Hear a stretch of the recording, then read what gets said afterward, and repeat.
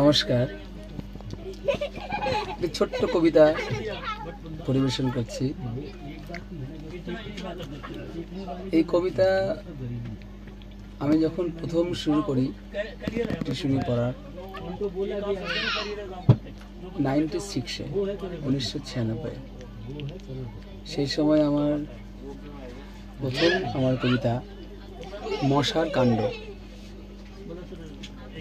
পড়াশোনায় বসলে পরে মশার যে হয় উৎপাত, শয়নকালে মর্টিন জ্বালিয়ে তবুও যে দেয় ব্যাঘাত, সারা রাত্রি জেগে জেগে চোখে যে হয় যন্ত্রণা।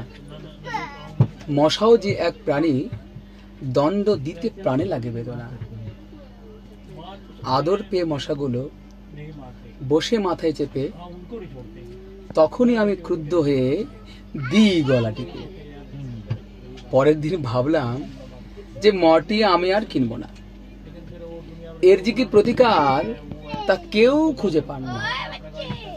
বাবা বলেন, মা বলেন, হাইরি যে কি করি, তখন মগজে বুদ্ধি এলো, মশারি খাটিয়ে পড়ি।